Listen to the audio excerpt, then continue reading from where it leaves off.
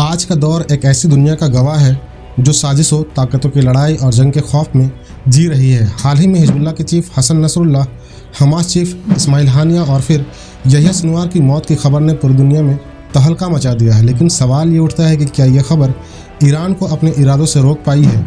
जवाब है हरगिज नहीं। ईरान ने मिडल ईस्ट में एक ऐसा जाल बिछा रखा है जिससे उसकी ताकत को चुनौती देने वाले अमेरिका और इजराइल अब खुद को इस जाल में जकड़ा हुआ महसूस कर रहे हैं। आइए जानते हैं कि आखिर ईरान का ये मास्टर प्लान है क्या और कैसे उसके इरादों का ये जाल मिडल ईस्ट का नक्शा बदल सकता है। आज दुनिया में कई ऐसे मुल्क हैं जिनका वर्चस्व दूसरे देशों पर साफ झलकता है।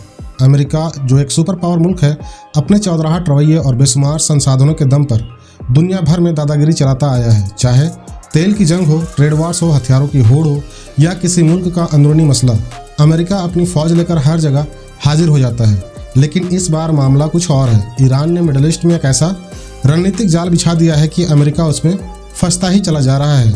और ये जाल है ईरान के प्रॉक्सी आर्मी का। ईरान का सबसे करीबी मुल्क इराक है। इराक के अंदर ईरान समर्थित गुटों पर नज़र डालें तो यह है कताइब हिजबुल्लाह, असाइब अल हक, हरकत हिजबुल्लाह अल नुजा, बद्र ऑर्गेनाइजेशन, कताइब सैयद अल शहदा। बहरीन में जाए तो यहाँ पर दो बड़े गुट हैं जो ईरान की प्रॉक्सी आर्मी का हिस्सा है, अल अस्तर ब्रिगेड और सराया अल मुख्तार। यमन पहुँचे तो यहाँ है खतरनाक इरादों और समुद्री ताकतों को समेटे हुए अंसारुल्लाह यानी हुथी। सीरिया में है जैनब यू ब्रिगेड और फातिमा यू डिवीज़न। इन दो के अलावा यहाँ पर इराक में चल रहे शिया मिलिशिया गुट भी मौजूद है जो ISIS के आतंक से सीरिया के बशर अल असद की सरकार को बचाने आए थे। सीरिया से आगे बढ़े तो यहाँ है हिजबुल्लाह।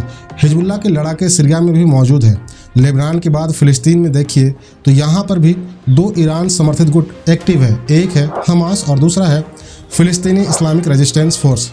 ये नक्शा काफ़ी है ये दिखाने के लिए कि कैसे ईरान ने अपने इर्द गिर्द अपने प्रॉक्सी आर्मी का एक जाल बुन रखा है। ईरान की ताकत क्या है ये इजराइल और अमेरिका को पता है, लेकिन उसके प्रॉक्सी आर्मी की ताकत क्या है ये पता लगाने में इजराइल और अमेरिका लाचार है। इसलिए एक तरफा बमबारी को जायज़ ठहराने के लिए पश्चिमी मुल्कों ने ईरान की प्रॉक्सी आर्मी को आतंकवादी गुट घोषित कर रखा है।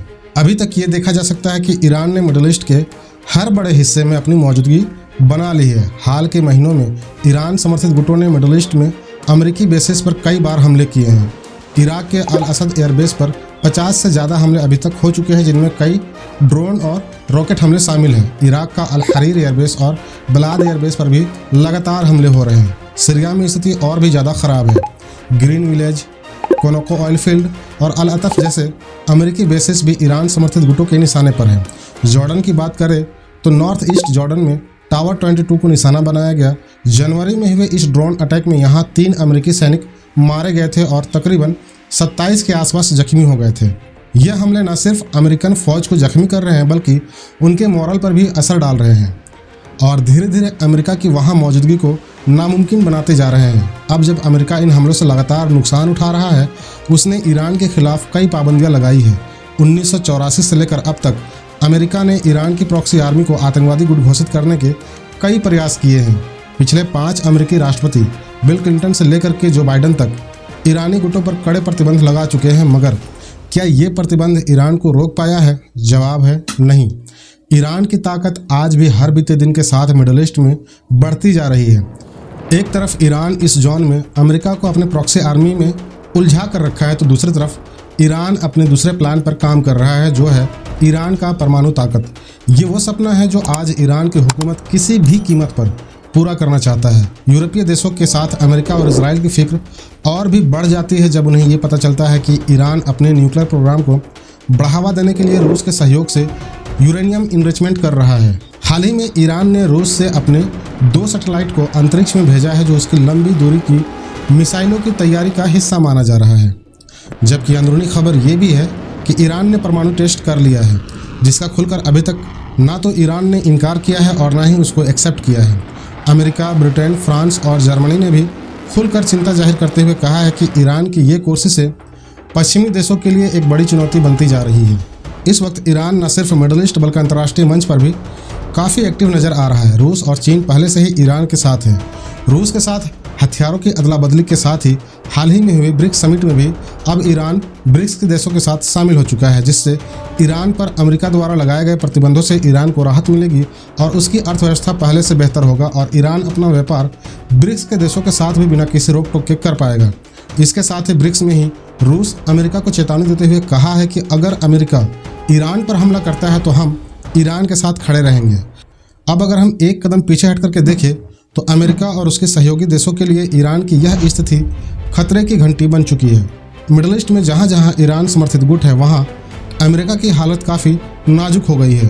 अगर अमेरिकी फ़ौज मिडल ईस्ट छोड़ करके जाती है तो ईरान के लिए एक खुला मैदान बन जाएगा जो उसे इसराइल के खिलाफ खुलकर खड़े होने का मौका देगा।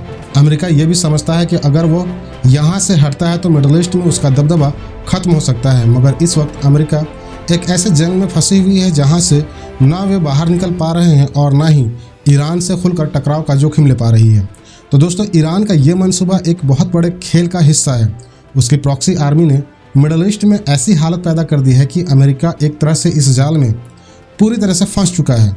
दूसरी तरफ ईरान के न्यूक्लियर प्रोग्राम का बढ़ता असर उसे दुनिया में एक नई महाशक्ति के रूप में खड़ा कर रहा है। क्या अमेरिका ईरान के इन इरादों पर रोक लगा पाएगा या फिर ईरान अपने मास्टर प्लान को अंजाम तक पहुंचाकर मिडल ईस्ट का नक्शा बदल देगा? ये सवाल आने वाले वक्त में हमें नए और चौंकाने वाले नतीजों की तरफ ले करके जाएगा। अपनी राय कमेंट बॉक्स में ज़रूर बताएं कि आप इस जंग को किस तरह से देखते हैं। दोस्तों, आपको अगर हमारा ये वीडियो पसंद आया है तो इस वीडियो को लाइक करें, सब्सक्राइब करना ना भूलें और बेल आइकन जरूर दबा लें। इस वीडियो को अपने दोस्तों के साथ भी शेयर कर दें ताकि वो भी इस जानकारी को हासिल कर सके। आज के लिए बस इतना ही। अल्लाह हाफिज़।